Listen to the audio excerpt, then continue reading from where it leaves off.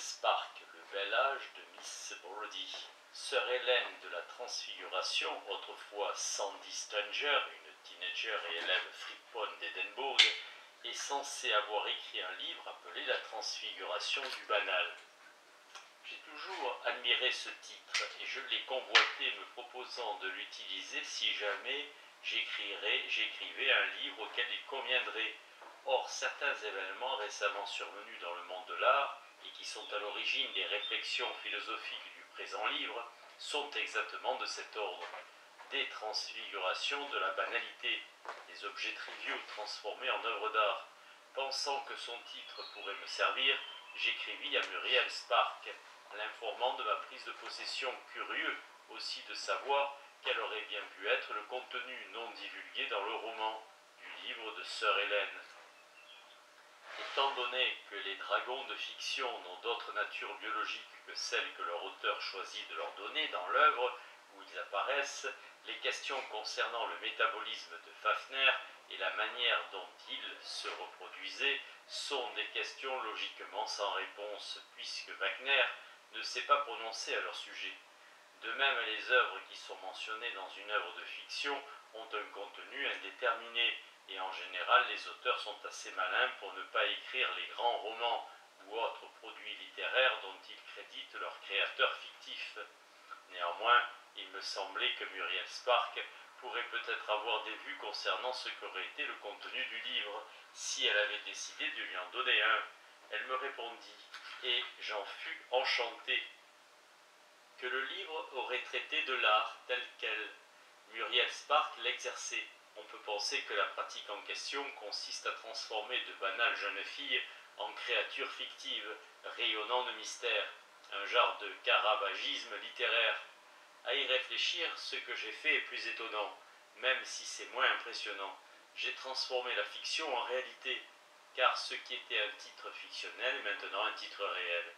Étant donné que les artistes, depuis l'époque de Platon jusqu'à nos jours, ont toujours aspiré à réhabiliter l'art vis-à-vis de la réalité, on peut tirer une leçon de mon exploit. Les possibilités de succès sont très limitées, peut-être même qu'elles ne dépassent pas le niveau de choses aussi élémentaires que les titres, et il est intéressant de noter à quel degré infime ce qui fut le rêve de nombreux siècles a pu être réalisé. Pourtant, il me plaît d'avoir choisi un titre qui dépasse les limites que le livre qu'il intitule se propose d'établir. Avis à ceux qui croient que les titres ne font que désigner les livres. Voilà pour le titre. Quant aux épisodes de l'histoire de l'art qu'il semble décrire si admirablement, il faut d'abord regarder du côté de Duchamp. C'est sans doute lui qui, du point de vue des précédents historiques, a réalisé en premier le miracle subtil, consistant à transformer en œuvre d'art des objets faisant partie de la Lebenswelt, dans laquelle nous menons une autre existence quotidienne. Un peigne de pansage, un égouttoir de bouteille, une roue de bicyclette, un urinoir. On peut à la limite interpréter ces actes comme visant à soumettre ces objets peu édifiants à une opération de distanciation esthétique capable de les transformer en d'improbables objets de plaisir esthétique. Un genre de démonstration pratique qui montre qu'une sorte de beauté peut être trouvée dans les endroits les plus inattendus. Même notre réceptacle familier en porcelaine peut être perçu comme étant d'une blancheur éclatante, pour utiliser les termes de Saint Luc lorsqu'il narre les événements de la transfiguration originelle.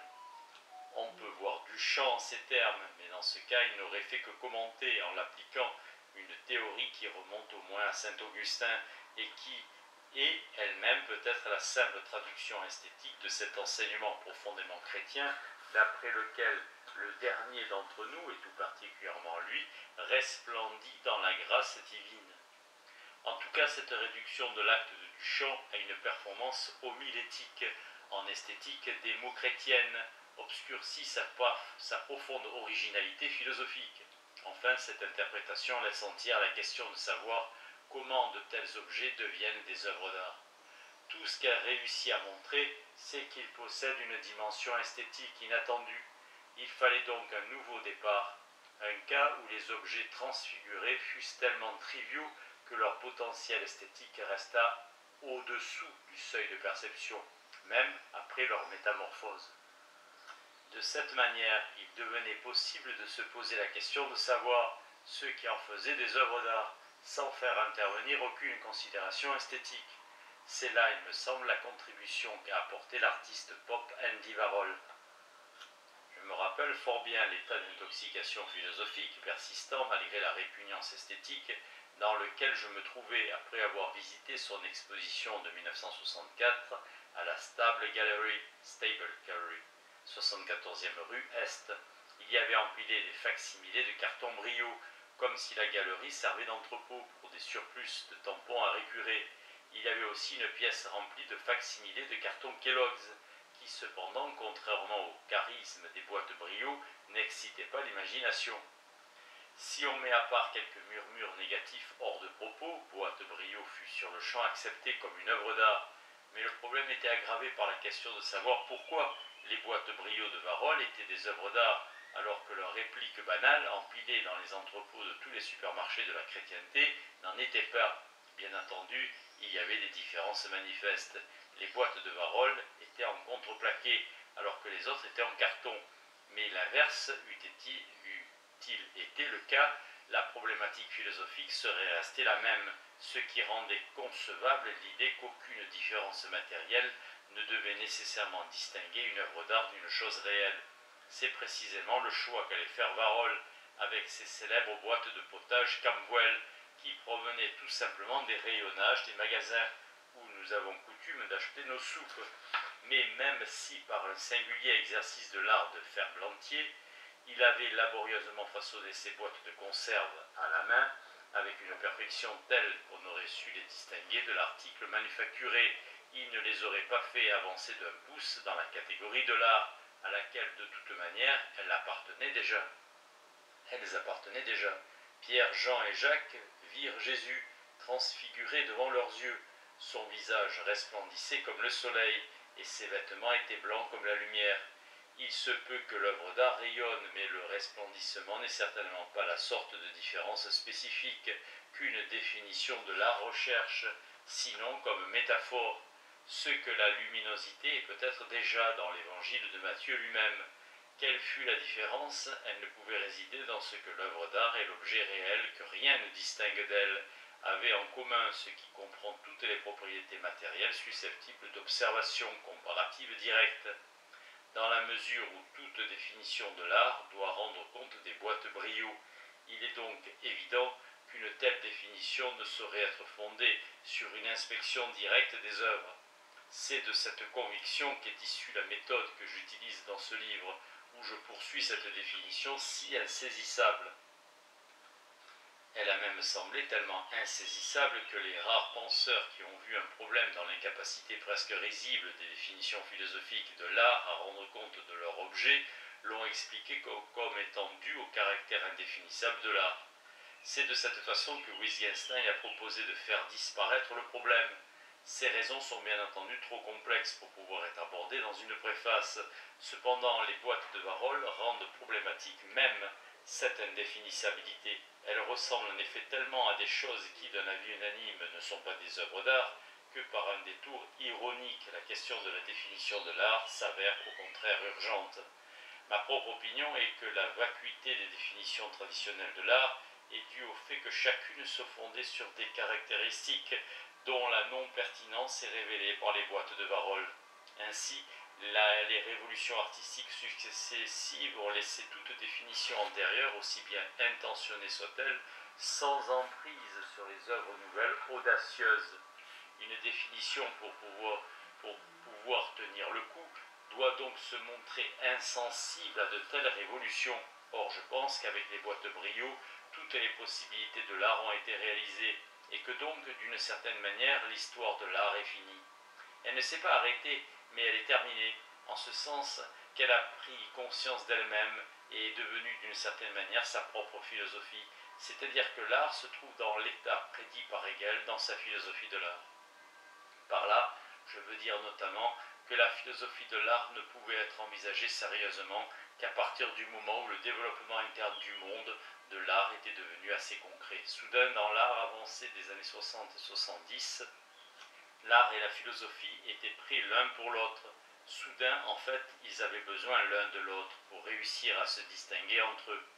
Les problèmes qu'aborde ce livre se présentent avec le plus de vivacité dans le domaine de ce qu'on pourrait appeler la peinture-sculpture. C'est pour cette raison qu'un grand nombre de mes exemples en sont tirés. Cependant, les mêmes problèmes peuvent se rencontrer sous une forme transgénérique dans tous les arts, en littérature et en architecture, en musique et en danse. C'est la raison pour laquelle de temps en temps j'emprunte aussi des exemples à ces arts. Il y a un point plus important. Si une des thèses que je soutiens échouait à valoir que pour le monde de l'art dans sa totalité, j'y verrai une réfutation. Car ce que je me propose d'établir, c'est une théorie analytique de l'art, même si on peut aussi lire mon livre comme une longue réflexion philosophique au sujet de la peinture-sculpture de l'époque actuelle. Ma réaction philosophique aux boîtes brio a fait l'objet d'une communication à l'American Philosophical Association en 1965 sous le titre « Le monde de l'art ». J'eus la satisfaction morbide de constater que mon texte n'était pas compris du tout. Il aurait donc continué à moisir dans quelques vieux numéros du sépulcral Journal of Philosophy s'il n'avait été découvert par deux philosophes entreprenants, Richard Sclafani et George Dickey. Grâce à eux, il eut une certaine renommée. Je leur en sais gré, comme je sais gré à ceux qui se sont servis de cet article pour ériger ce qu'on appelle la théorie institutionnelle de l'art. Même si la théorie en question est étrangère à tout ce que je crois, nos enfants ne correspondent pas toujours à nos vœux. Je dois néanmoins, selon le schéma oedipien classique, batailler contre ma progéniture, car je ne crois pas que la philosophie de l'art devrait céder à ce que je suis censé avoir engendré. Écrit à New York et Brookhaven, Barbantou. J'ai présenté une première version d'un certain nombre d'arguments et d'analyses du présent livre dans divers articles. Outre le monde de l'art, je citerai œuvres d'art et objets réels dans Théorie 29, la transfiguration du banal et une ou deux réponses à Sparshot dans The Journal of Aesthetic and Art Criticism 1974 et 76, ainsi que représentation picturale et œuvres d'art dans Nodin et Fischer. Perception and Pictorial Representation, Prager, 1979. Je remercie les responsables et les éditeurs de ces publications pour l'autorisation qu'ils m'ont accordée d'incorporer à mon livre des matériaux, des exemples et dans certains cas des segments de texte provenant de ces réflexions antérieures. Je n'en terminerai jamais s'il me fallait remercier tous les artistes, historiens de l'art et philosophes que j'ai appris des choses que je n'aurais peut-être jamais découvertes autrement. Mais avant tout, je dois mentionner le regretté Rudolf Witzkower, dont le livre Les principes architecturaux de l'âge humaniste m'a dessillé les yeux et m'a rendu capable d'aborder la philosophie de l'art. En outre, Rudy était un grand homme, un des rares érudits à n'être aucunement infantilisé par sa vocation. Sa vie a été un exemple d'élévation morale. Il n'existe personne envers qui je me sente une dette aussi importante. Mais voici dans le désordre les personnes qui ont certainement contribué d'une manière ou d'une autre à la formation de mon esprit. Les historiens de l'art, Léo Steinberg, Meyer Shapiro, Albert Elsen, le regretté Otto Brendel, Howard Ibbard, Theodore Reff, Linda Nochlin et Johnson, les artistes Arakawa, Madeleine Glintz, Newton et Helen Harrison, André Rax, Joseph Beuys, Jeffrey Lone, Pat Adams, Louis Fingenstein et Barbara Westman-Danto, ainsi que les philosophes Richard Wollheim, Nelson Goodman, Stanley Cavell, Richard Koons, Hyde Ishiguro, George Dickey, Joseph Stern, Ted Cohen, David Carrier et Tigras Atkinson. Le National Endowment for the Humanities, en subventionnant un séminaire d'été à l'Université de Columbia en 1976, m'a permis de présenter une grande partie de mon travail en cours devant un certain nombre d'éminents philosophes. D'autres occasions m'ont été offertes par l'Université de Yale, d'autres encore par l'Allenberg School de l'Université de Pennsylvanie, sous la forme de 5 conférences organisées par Barbara Einstein-Smith. J'ai tiré grand profit des discussions que j'ai eues avec elle. Enfin, à l'invitation de Paul Hernandi et du département de littérature comparée, j'ai passé une semaine comme Ida Beam, visiting professor à l'université de Iowa. Joyce Bachman, ma directrice de publication à Harvard University Press, a parfaitement compris le rythme de mon écriture et de ma pensée. Elle a ainsi aidé à donner une sorte de clarté interne au livre. Je suis sûr qu'il aurait été encore plus clair si je l'avais écouté plus souvent. La dernière partie du livre fut écrite à la fin de l'été 1978, après la mort de ma première femme, Shirley Rovech Danto. Ce n'est qu'une année plus tard, en découvrant à quel point j'étais ému par ma propre description des portraits que firent de leurs femmes Cézanne, Monet et Rembrandt, que je compris quelle était la signification véritable de ces exemples et que j'avais écrit un livre commémoratif dédié à la vie et à notre mariage. À sa vie et à notre mariage. Œuvre d'art et simple objet réel. Partons du tableau qu'a décrit un jour l'homme d'esprit danois Søren Kierkegaard.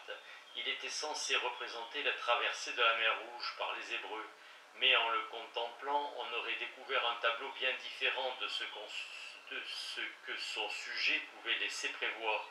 Imaginons-le peint par Poussin ou Altdorfer. Il aurait représenté une grande foule de gens, la panique inscrite dans leurs attitudes diverses, portant les fardeaux de leur vie bouleversée, avec au loin la cavalerie égyptienne qui se prépare à charger.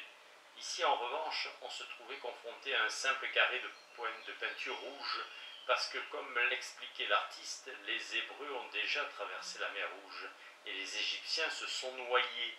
D'après le commentaire de Kierkegaard, le résultat de sa vie ressemble à ce tableau. Tous les tumultes spirituels qu'il a vécus, son père maudissant Dieu au milieu des Landes danoises, sa rupture avec Regina Olsen, sa quête intérieure du sens de la religion chrétienne, les débats sans fin d'une âme de l'agonie, à l'agonie, ont fini par se fondre tels les échos dans les grottes de Marabar, en un état d'âme, une couleur unique. À côté de celui que décrit Kierkegaard, plaçons maintenant un deuxième tableau, exactement identique au premier. Supposons qu'il ait été réalisé par un portraitiste danois, doté d'une intuition psychologique hors pair, et qu'il s'intitule « L'état d'âme de Kierkegaard ». Continuons encore dans cette veine et imaginons toute une série de rectangles rouges alignés les uns à côté des autres. Ainsi, à côté des deux tableaux évoqués et ressemblant à chacun d'eux autant qu'ils se ressemblent entre eux, nous placerons d'abord Red Square. Square signifie selon les contextes carré ou place publique. Ici, le titre désigne bien entendu la place rouge, Red Square. Dans le titre identique de la peinture suivante, Square signifie de nouveau carré. Le jeu de mots se perdant en français, on a laissé les deux titres en langue originale. Un aimable bout de paysage moscovite. Notre prochaine œuvre sera un exemplaire minimaliste d'art géométrique qui, par hasard, porte le même titre. A Red Square. Vient ensuite Nirvana. Il s'agit d'un tableau métaphysique fondé sur la connaissance de l'identité ultime des ordres de réalité du Nirvana et du Samsara, et sur le fait que le monde du Samsara est gentiment appelé la poussière rouge par ceux qui s'en détournent. Puis il nous faut encore une nature morte, exécutée par un disciple aigri de Matisse. On l'appellera la nappe rouge, et nous pouvons permettre que la couleur soit appliquée plus légèrement.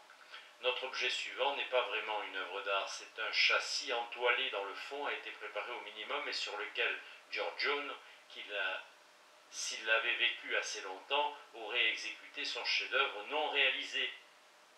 La conversazione sacra, il s'agit d'une surface rouge, et bien qu'on puisse à peine parler d'une œuvre, elle n'est pas dénuée d'intérêt pour l'histoire de l'art, puisque c'est Giorgione lui-même qui a exécuté le fond. Pour finir, j'ajouterai une surface qui elle aussi est peinte au minimum, mais n'est pas un fond de tableau, un simple artefact que j'expose comme quelque chose dont l'intérêt philosophique serait dû au fait qu'il ne s'agit pas d'une œuvre d'art. Et s'il intéresse l'histoire de l'art, c'est uniquement parce que plutôt que de l'ignorer, nous le contemplons, car c'est simplement un objet, avec de la peinture par-dessus. Voici donc mon exposition au complet. Son catalogue, bien qu'en couleur, est plutôt monotone. Toutes ces reproductions sont pareilles, et pourtant les tableaux reproduits appartiennent à des genres aussi divers que la peinture historique, l'art du portrait psychologique, le paysage, l'abstraction géométrique, l'art religieux et la nature morte. S'ils ajoutent à la reproduction d'un châssis entoilé de l'atelier de Giorgione, est celle d'un simple objet qui ne prétend en rien en statut élevé de l'art. Un des visiteurs de l'exposition est indigné par ce qu'il appelle l'injustice de la hiérarchie en vertu de laquelle la désignation flatteuse d'œuvre d'art accordée à la plupart des objets qui figurent dans mon exposition est refusée à l'un d'eux, alors même qu'il leur ressemble à tout point de vue. Ce visiteur que nous appellerons J est un jeune artiste renfrogné aux convictions égalitaires, bouillonnant d'une sorte de rage politique. J peint une œuvre qui ressemble à mon simple rectangle de peinture rouge. Puis, insistant sur le fait qu'il s'agit d'une œuvre d'art, il me demande de l'inclure dans mon exposition, ce que je fais volontiers. Ce n'est pas une de ses meilleures œuvres, mais je l'accroche quand même. Je lui dis que je la trouve un peu vide, ce qu'elle est en effet comparée à la richesse narrative de la traversée de la mer Rouge par les Hébreux, ou à la profondeur remarquable du Nirvana, sans parler de la légende de la croix de Piero della Francesca ou de la tempête de Giorgione. La même chose pourrait se dire d'une autre œuvre de J qu'il considère comme une sculpture. Il s'agit, si mon souvenir est exact, d'une boîte en menuiserie ordinaire, enduite de latex beige, appliquée négligemment au rouleau. Pourtant, son tableau n'est pas vide de la même manière que l'est le simple bout de toile peint en rouge. Ce dernier n'est même pas vide comme l'est une page vierge. Il n'est pas sûr qu'il attende une inscription, pas plus que ne le ferait tel de mes murs si je le peignais en rouge. Sa sculpture, pareillement, n'est pas vide à la manière d'un cajot débarrassé de son contenu. En effet, appliqué aux œuvres de J, le terme vide exprime un jugement esthétique et une appréciation critique. Ce qui est qualifié de la sorte doit déjà être une œuvre d'art, même si sa différence avec la classe des simples objets, qui ne sont pas susceptibles d'assertion esthétique, demeure mystérieuse. Certes, les productions de J sont vides, aussi au sens littéral du terme, tout comme les autres œuvres de mon exposition, mais ce n'est pas ce sens littéral que j'ai en vue lorsque je dis qu'elles manquent de richesse.